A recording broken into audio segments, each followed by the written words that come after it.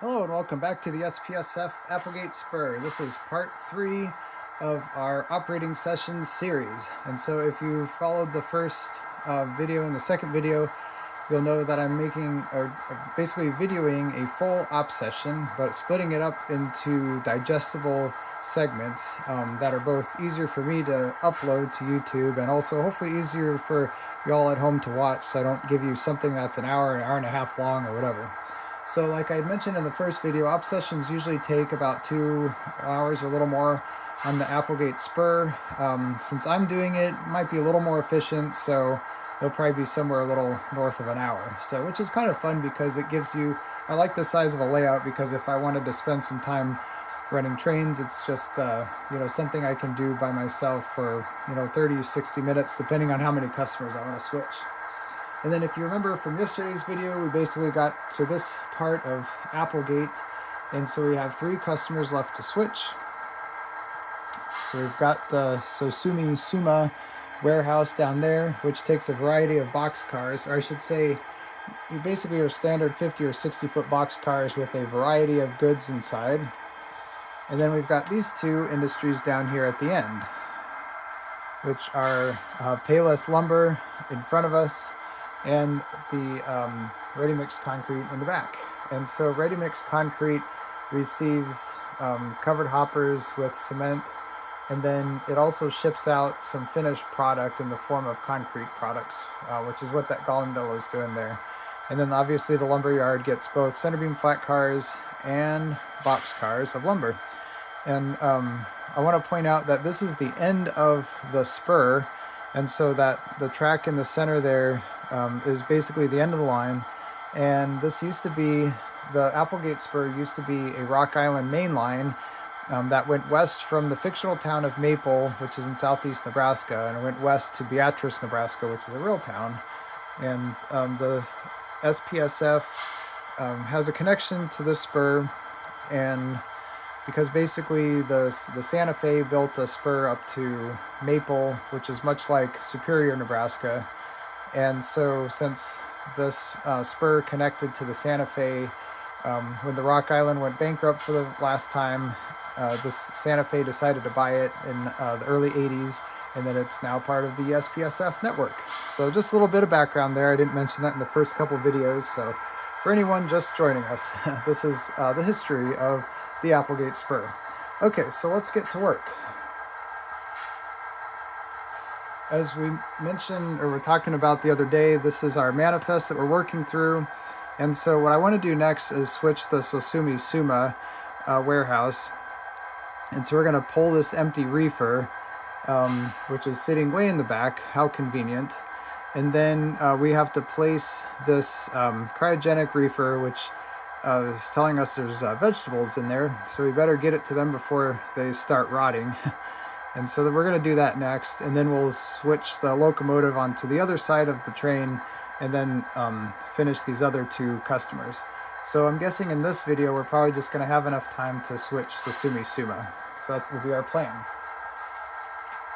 And before I do anything else, I'm going to put our caboose on the other end of the train, because I want it to be a shoving platform for going back to Applegate, and then also going back to the yard in Maple, which is the Hobb Street Yard, which is part of Maple Tracks, which is a short line railroad that owns and operates the Hobb Street Yard, because there's a few other railroads that serve that yard. That's where we interchange.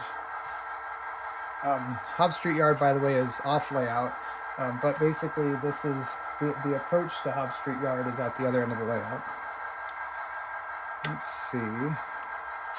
Oh, our proto throttle. All right, now we're back in business. Our proto throttle kind of went off. Okay, so if you're not using it after a few minutes, it goes into power save mode, which is great. Okay, so what we're gonna do is pull this caboose here. Now the tricky part in doing this is that hold on, I'll show you. We'll make sure I'm going the right way. I hope I am. Yes, yay, okay. So the tricky part is that we have an off spot sitting in the siding here. And as I mentioned in the first video, I'm not sure why JMRI is not having us move this car, it should be the next one in line to go to the warehouse. So we might just have to force that move for the next session. So that makes our caboose move a little bit tricky, but not impossible. Just adds to the puzzle, adds to the enjoyment of operations, right?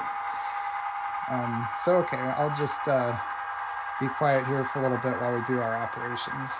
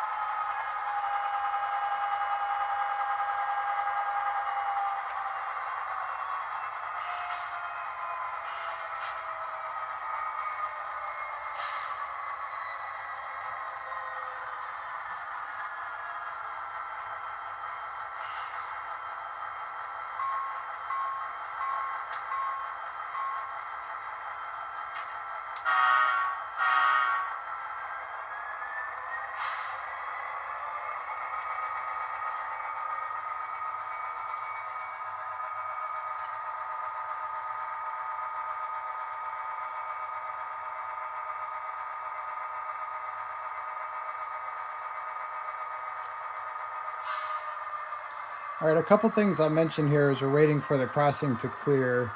What I usually try to do is attempt to stall a little bit when I'm either connecting or disconnecting freight cars to kind of have some time for the crew to, disconnect or reconnect air hoses. So that's what you'll see me doing, is kind of making a pause, and then I'll either stretch the train or just kind of do a short move to test that connection, and then I'll really get moving. All right, let's go ahead and cross here. And then the other thing that I want to point out is that, let's see, what was it? I can't remember now. There's something else I was going to mention. Oh. Well, one thing we need to do is change the switch over there.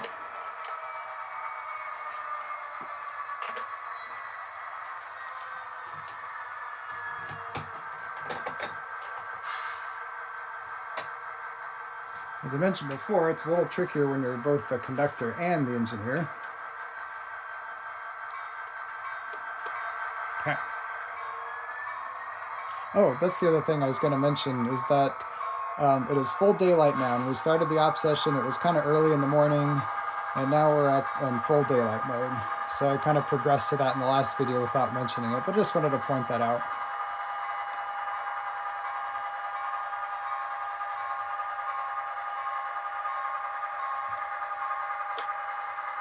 Okay, I probably went a little farther than I needed to there. So I'm going to actually move this back.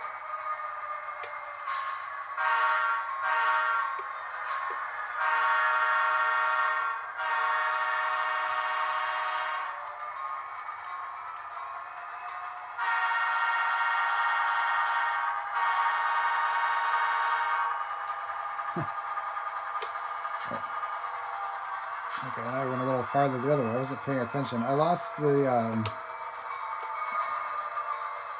control of the locomotive there, which happens at this crossing. I need to file down this crossing a little bit better. What keeps it going is that I actually have a current keeper in the locomotive. Okay.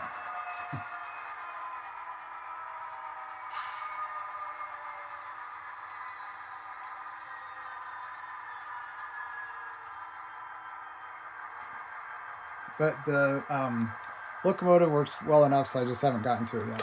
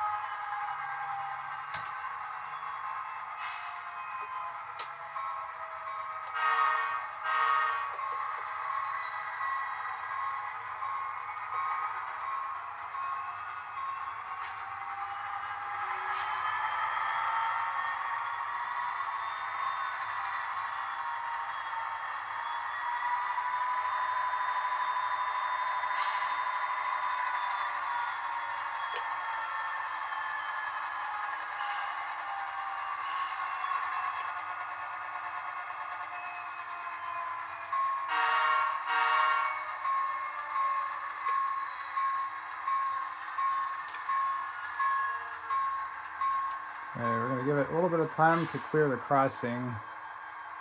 I think I actually don't have the momentum, the acceleration and deceleration set high enough in this locomotive.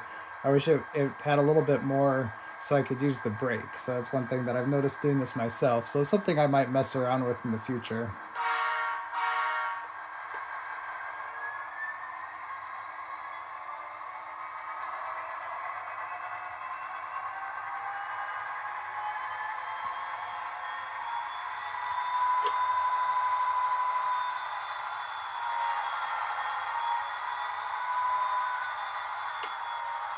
I try not to set it too high for crews that aren't used to using locomotives with momentum, just so that, they don't get carried away, literally.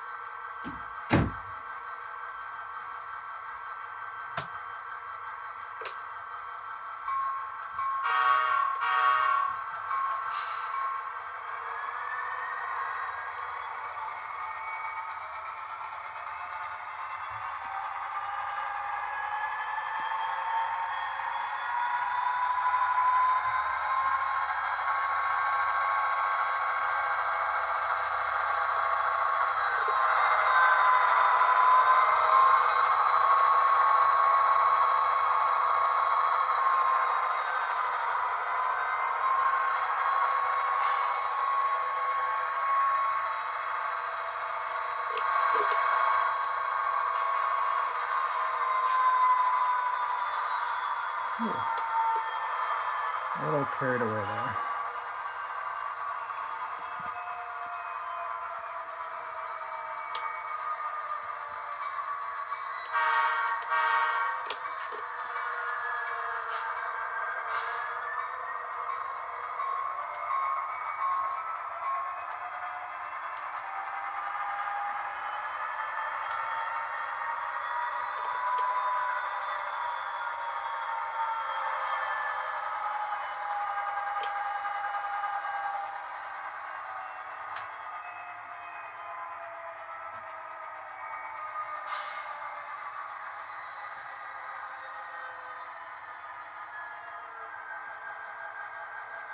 Okay, we'll just leave our caboose there.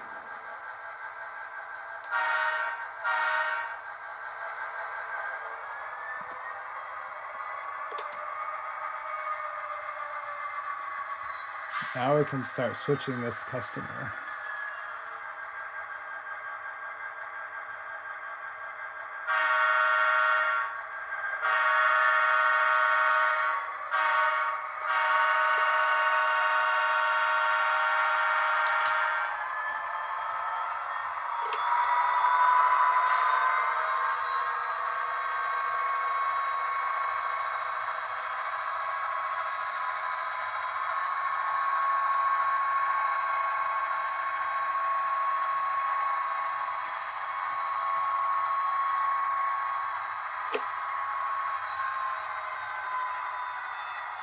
There.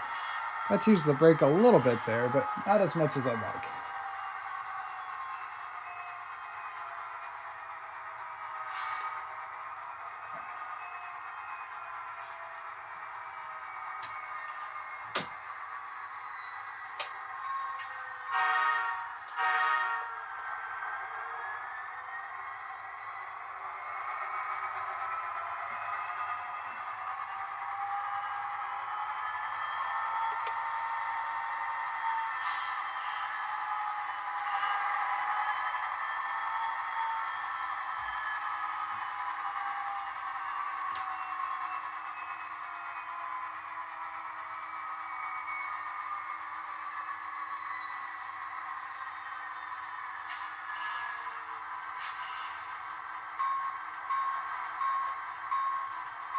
All right, now we're ready to work Sosumi Suma, and all that took about 15 minutes, so we're just about at the end of what I want to do for this video.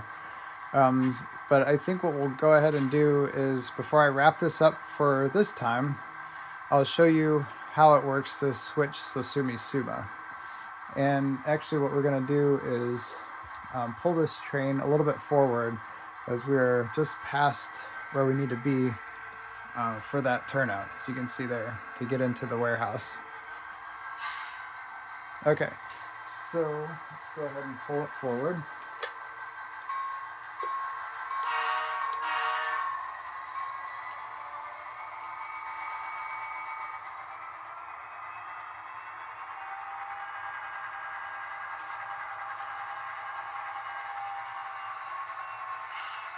All right.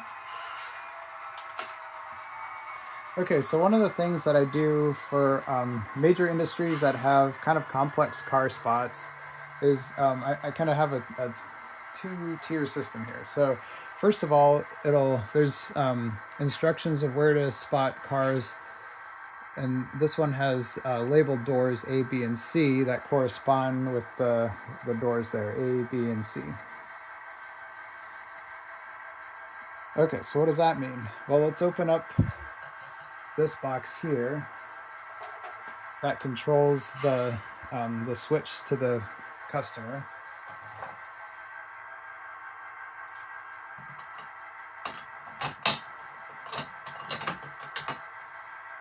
All right, so this is our switch, and there'll be an instruction inside here for the crew to tell them what to do. Now this one is left over from the last, actually 2 op sessions, because I just scribbled it out. But this says spot new car at door A. So in this case, what I think we'll do is spot the new car at door C, because we're going to be taking that BN reefer car out, and then we'll spot the the cryotrans reefer there instead. So then this note would then say spot new car at door C. Obviously, before I have an op session with a crew that's not me, I'll make sure that that note is there. So that's what we'll do next, and this should be a fairly straightforward move for the next video. Is we're just basically going to take that car out, and then we'll shove it over to the yard so that it's out of the way, or the yard approach, as it were. And then after that, we'll switch the cryotrans reefer there. Okay, so thanks for joining me with part 3. And I will see you all next year, as this will post on New Year's Eve 2025. So I'll see you next year with part 4. Thanks again for tuning in, and I'll catch you next time.